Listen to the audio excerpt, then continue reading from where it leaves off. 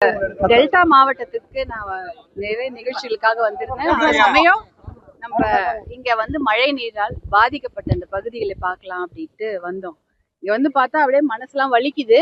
ஏன்னா இங்க வந்து பாக்குறோம் வர வழி முழுக்க பச்சை பசையா ஒரு சில இடத்துல இருக்குதுங்க. ஆனா பாதி இடத்துல தண்ணியில பயிர் முழுகி இருக்குது.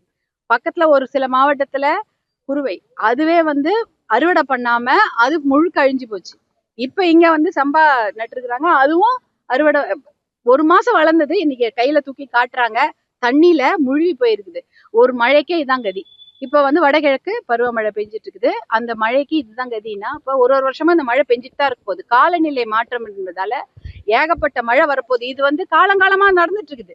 ரொம்ப வருஷமா இதே மாதிரி மழை பெய்யுது, இதே மாதிரி பயிர் முழுகுது. ஆனா அதற்கான ஒரு நிரந்தர தீர்வு கிடையாது. இப்ப என்ன சொல்றாங்க, இந்த தண்ணி எல்லாம் வடிஞ்சிடணும். எப்பவுமே ஒரு இடத்துல தண்ணி வந்ததுன்னா அந்த தண்ணி வடிஞ்சிட்டா உடனே காஞ்சிரும். உடனே அந்த நெல்லு திருப்பி நல்லபடியா வந்துரும். அவங்க அதை பாதுகாத்துருவாங்க.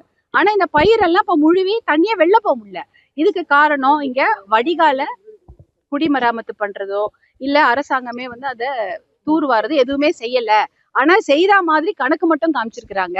பில் இருக்குது, கல்லு நட்டுருக்குறாங்க, இங்க வந்து பணி நடந்திருக்குது, வாய்க்கால் தூர்வாரப்பட்டிருக்கிறது அப்படின்னு சொல்லியிருக்கிறாங்க. ஆனா இது வரைக்கும் தூர்வாரல. தூர்வாரின்னா இந்த கதி கிடையாது. இந்த மாதிரி விவசாயம் பண்ணிட்டு அந்த நெல்லை கொண்டு போய் வைக்கிறது கூட இங்க இடம் கிடையாது. இப்ப டிபிசி சொல்றாங்க, டிபிசிலே தேக்கி வைக்கிறாங்க நெல்லை. அதே போல நெல் கொள்முதல் கிடங்குகள் இருக்கு, அதுவும் பத்தலைங்கிறாங்க. நெல் கொள்முதல் கிடங்குகள்லாம் ஓப்பன் ஏர்ல இருக்குது.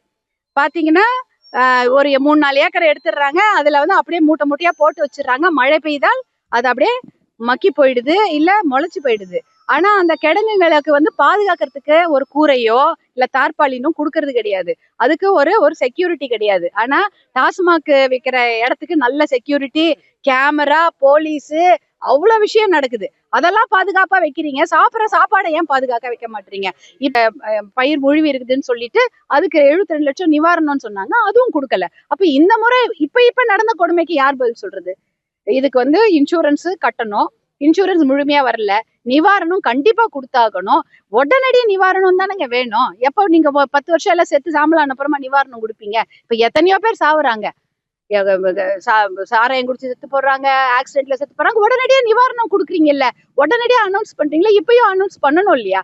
இவங்க கத்தி கதற வரைக்குமா வெயிட் பண்ணிட்டு இருப்பாங்க?